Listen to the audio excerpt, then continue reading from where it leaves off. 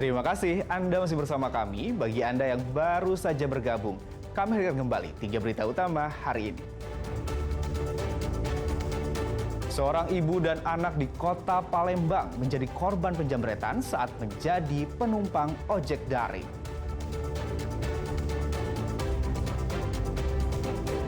Otoritas Jasa Keuangan melakukan pemeriksaan terhadap pihak bank swasta usai laporan nasabah kehilangan uang 1,8 miliar rupiah.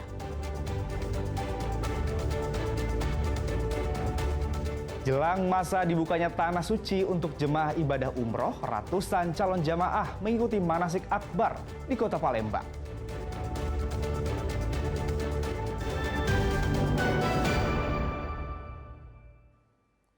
Tidak berizin dan kerap sebabkan banjir, sebuah jembatan penghubung di salah satu perumahan di kota Palembang dibongkar paksa.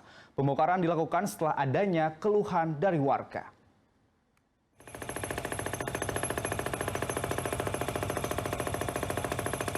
Jembatan di kawasan perumahan oleh Nahil Jalan Sukorejo, Kota Palembang ini dibongkar petugas Satpol PP. Jembatan dinilai mengganggu fungsi aliran air dan mengakibatkan banjir.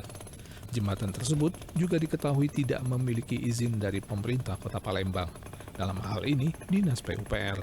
Satpol PP masih melakukan evaluasi dalam rencana pemberian sanksi terhadap pihak pengembang perumahan.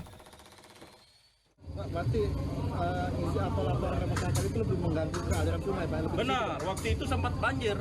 Makanya waktu itu pas posisi hujan, makanya kita cek ke lapangan. Setelah kita cek ke lapangan memang benar, kita koordinasi juga dengan PU secara teknis. Sebelumnya jembatan ini dibangun oleh pihak pengembang perumahan untuk menghubungkan perumahan Olena Hills ke lahan perumahan yang terpisah oleh anak sungai. Masyarakat diimbau untuk tidak membuat bangunan di atas aliran sungai tanpa izin guna menjaga kelestarian lingkungan dan mencegah bencana banjir terjadi. Muhammad Ardi melaporkan dari Palembang. Kasus raibnya uang sebesar 1,8 miliar milik nasabah sebuah bank swasta di kota Palembang terus bergulir. Otoritas Jasa Keuangan melakukan pemeriksaan terhadap pihak bank.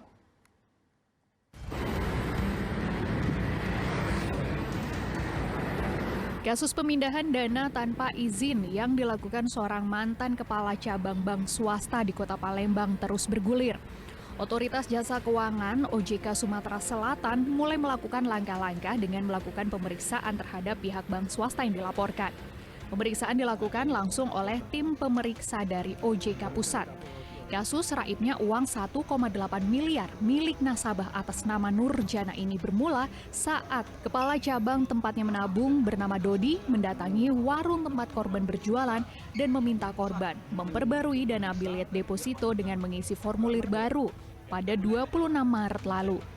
Dodi meminjam ponsel korban dan mengunduh aplikasi mobile banking.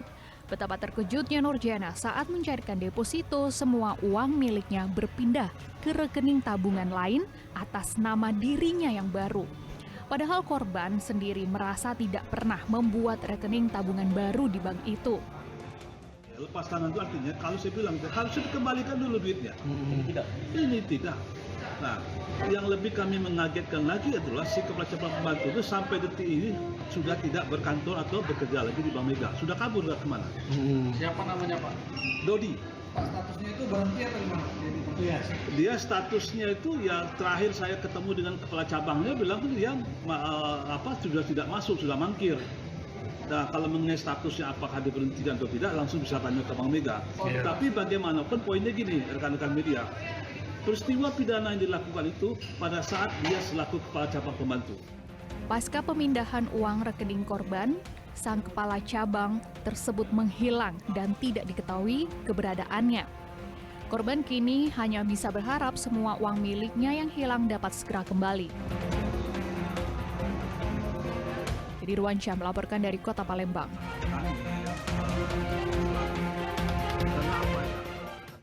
Ratusan calon jamaah umroh mengikuti manasik akbar di kota Palembang. Manasik bertujuan memberikan pemahaman kepada calon jamaah umroh tentang makna dan rukun ibadah selama di Tanah Suci.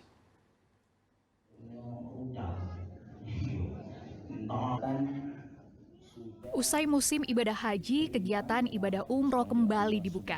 Sekitar 1.000 orang calon jemaah umroh mengikuti kegiatan manasik akbar di Jakabaring, Palembang. Seluruh calon jemaah umroh mendapatkan pembekalan dan pemahaman tentang tujuan dari ibadah umroh. Selain persiapan mental, jemaah juga harus mempersiapkan fisik yang prima demi kelancaran beribadah di tanah suci. Calon jemaah umroh harus mengetahui tentang makna dari rukun umroh.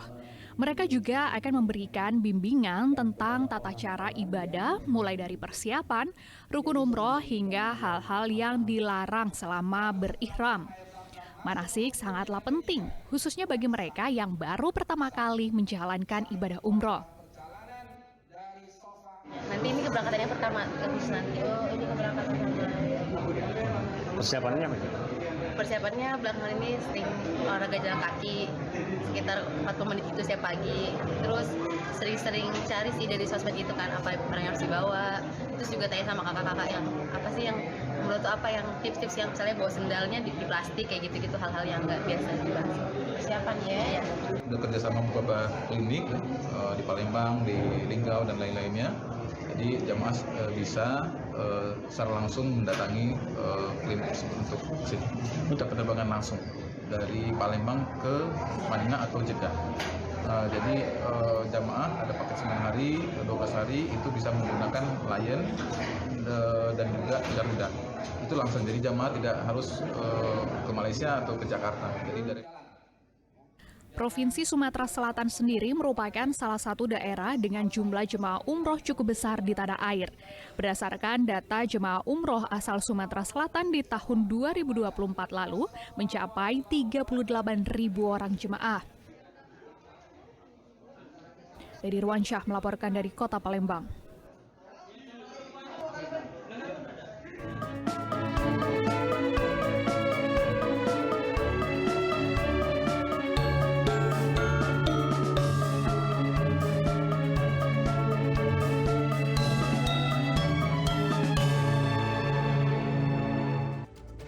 Laporan tadi mengakhiri berita Sumatera Selatan hari ini. Jangan lupa pastikan Anda subscribe channel YouTube Liputan 6 SCTV Daerah. Saya Giung Nasadi berterima kasih atas perhatian dan kebersamaan Anda. Selamat beraktivitas dan sampai jumpa.